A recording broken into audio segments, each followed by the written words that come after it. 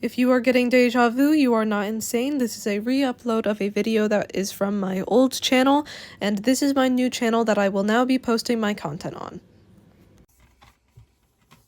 Shadow is helplessly incapable of escaping the one the world revolves around, for it is his world, and Sonic's world never stops spinning. Shadow also thinks Sonic is following him, but he must remember shadows are irrefutably bound to their host. Shadows tell you where to find the light, and he is Sonic's beloved Shadow. Shadow is frustrated that his vulnerable inner depths can be reached by Sonic, for he is distracting as he lures him away from his mission. Sonic sees Shadow for who he is time and time again, knowing Shadow's actions speak louder than words. Sonic doesn't see himself through the eyes of others. He views Shadow as a hero, unlike himself. Shadow is the other's eyes, and sees Sonic for who he really is, a powerful hero, unlike himself, and a force to be reckoned with. Ah, yes! A peek into my Gay Hedgehog Reality! Hey, hi and hello, it's closing time, and today I'd like to talk about what Sonadow means to me. It'll be a date to die for. Hey! That's my line! So a year and some months ago now, I was broken up with for the first time. This sounds unrelated, but I'm going somewhere with this, trust me, it'll make a good segue, I swear! Anyways, during the relationship, I feared becoming quote-unquote more cringe than I already was, and that my partner at the time would leave me if that happened. Yep, it's as ridiculous as it sounds, and as a result, I avoided reading fanfiction for years. With that context in mind, when I was eventually broken up with, I stopped caring, and that same night, I was reading fanfic for the first time. But not just any fanfic. Sonadow fanfic. Basically, my point for sharing this, well, other than I think it's funny, is to say Sonadow on a personal level helped me feel liberated. That liberation allowed me to get to a point in my life where I can choose to be quote-unquote cringe rather than boring and live my life how I see fit. I would rather die putting myself out there, expressing myself, than be boring and live my life in fear, especially when I'll never know when there won't be a tomorrow. I think being able to persevere is essential to being able to express yourself.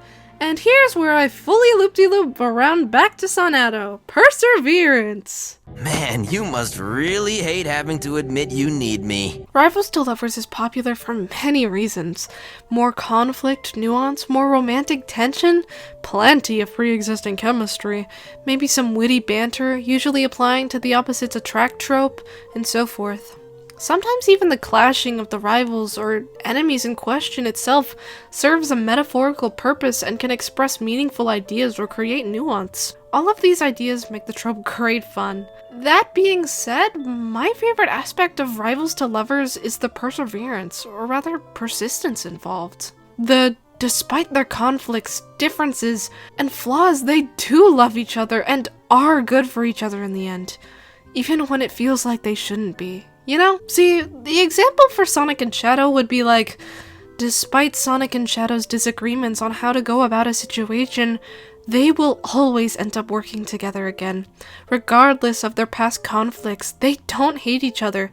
They respect each other, and most of all, they care about and understand each other. No matter how cold Shadow can be, Sonic will always see Shadow for who he is, a caring hedgehog and hero whose actions speak louder than his words, time and time again. Even though Sonic may distract and tease Shadow, Shadow truly does care about Sonic's well-being, and sees Sonic for who he is, a hero. Simply put, their dynamic is wonderful. The perseverance involved makes the ship and trope extremely enjoyable for me. It's truly compelling stuff, and I know I'm not alone in thinking that, given even just how popular Sonadow is. Although, when anything is this popular, there will be a really loud group who hates it too. When it comes to people who hate the ship, typically it boils down to the comparison. You see, when I think of Sonadow, I'm thinking of the beauty of yin and yang, and when the haters think of Sonadow, they think about a relationship equivalent to an avalanche. It's all a matter of perspective, I suppose. Basically, just live and let live, and if you can't at least do that, live and learn. Am I right?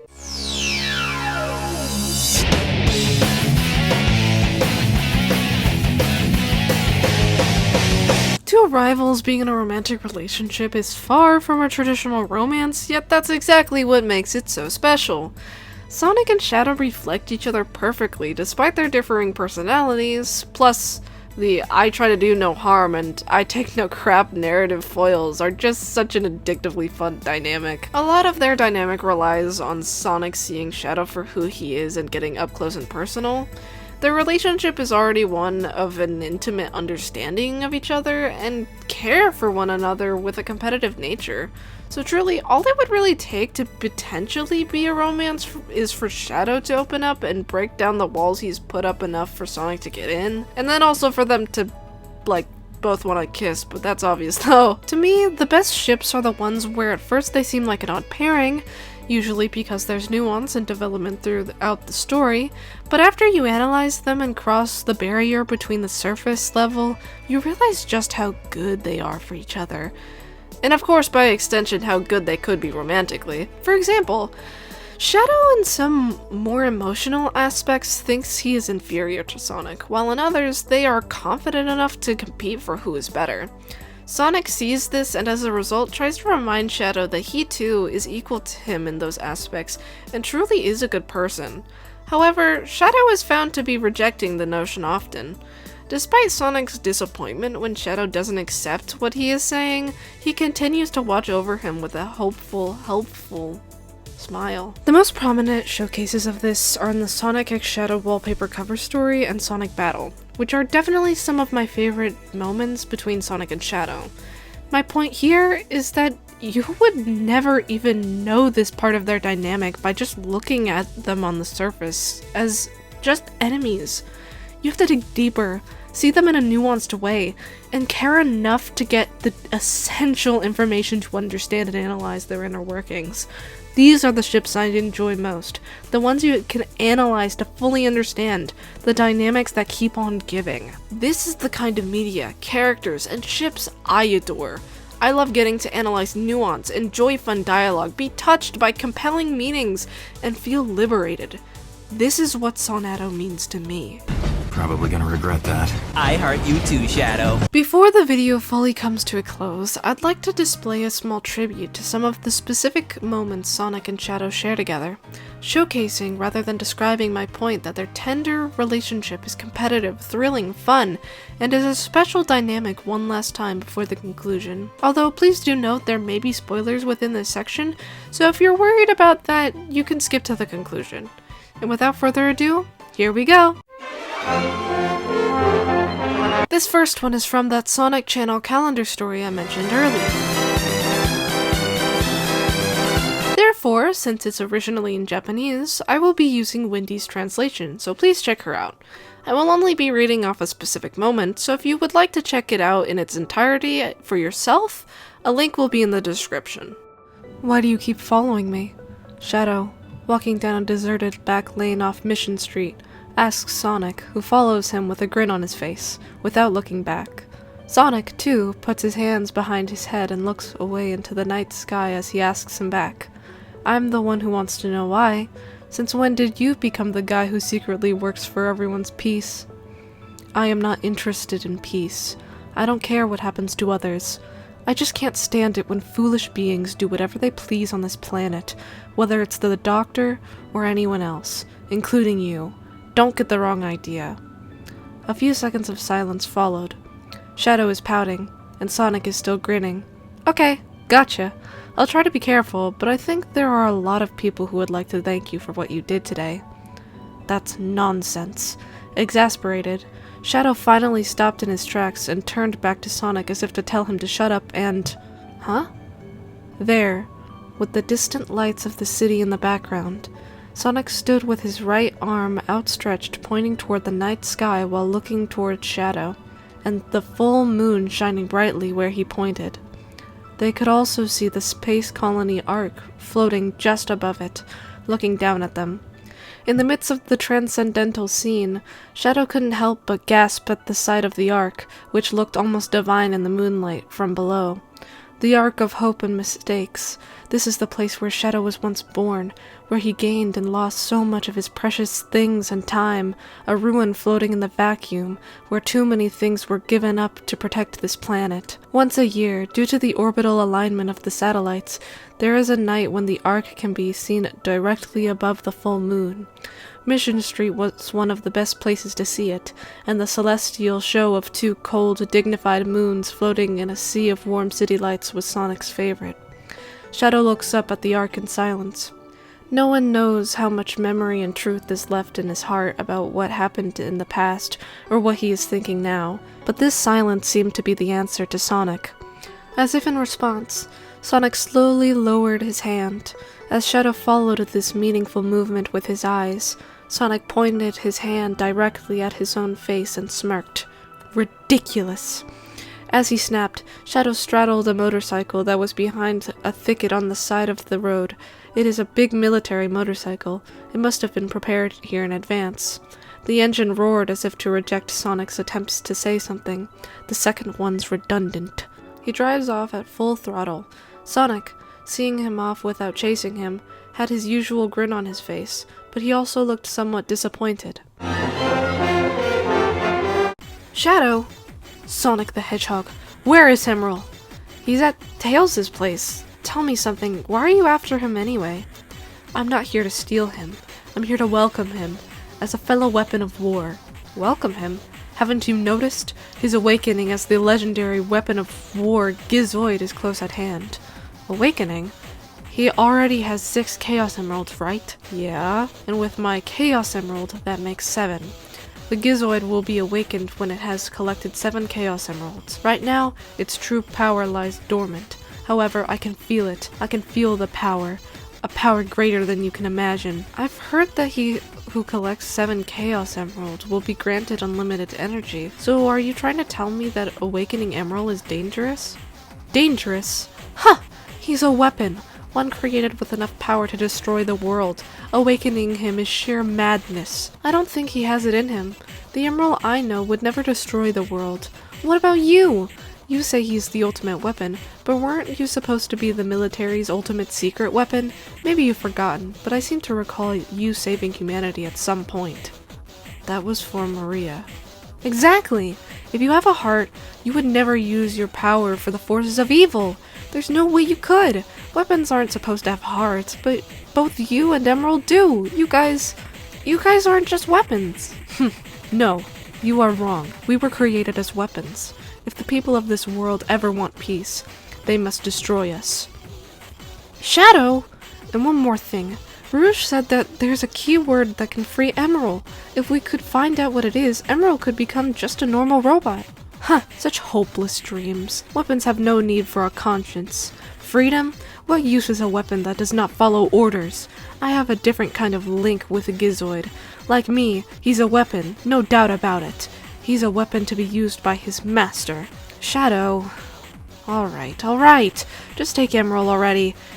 If you're not going to listen to me, then do whatever you want. Yeah, then you don't care if I exterminate Emerald? I'd like to see you try. You don't think I could? You have a heart. Emerald has a heart. I don't think either of you has it in you to kill. Maybe you guys should just play games together or something? There is a Chaos Emerald here. Emerald? What are you doing here? He probably felt my Chaos Emerald's power. I can feel it resonating with him. You have a Chaos Emerald. Give me the emeralds. Power! Give me power! Emerald! What's wrong, Sonic? Why are you looking at me like that? Perhaps now you believe me. He was created as a weapon. You were lucky in that you met him before he was awakened, but you cannot deny the Gizoid's true identity. Sonic? Go with Shadow Emerald! I want you to find out who you truly are. How? How else? Get Eggman to tell you. That chubby old guy? That sounds like fun. I'll be right back then. Okay, and try to find out what that guy is up to. See if you can find out more about that final something or other that Knuckles was talking about. You never can tell what that old man is planning. I too have things that I wish to speak to Dr. Eggman about. Let's go, Emerald. So begin your path to ruin.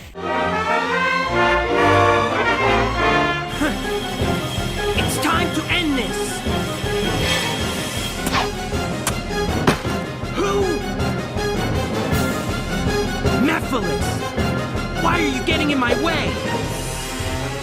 I'm Shadow. Shadow the Hedgehog.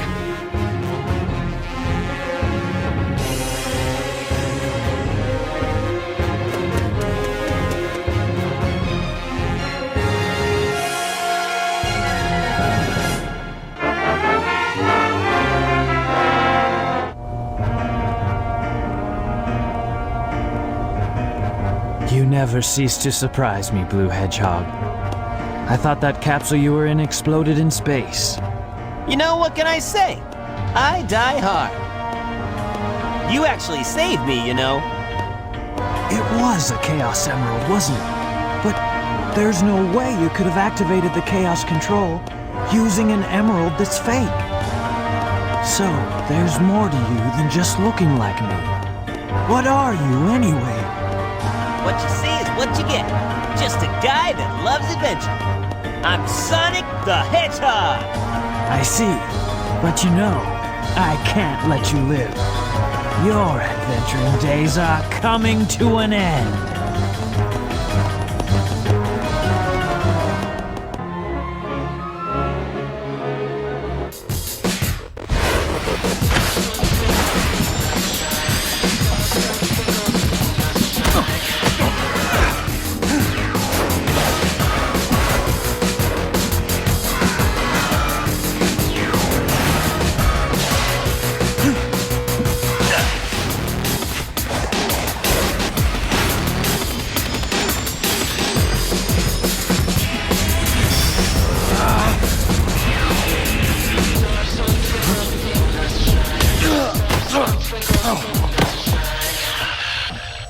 Nice hustle, but I won this one.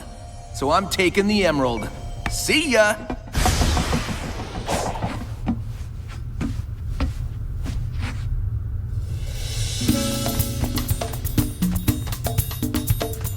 I finally find you, and what do I see? Sonic defeating you. What happened?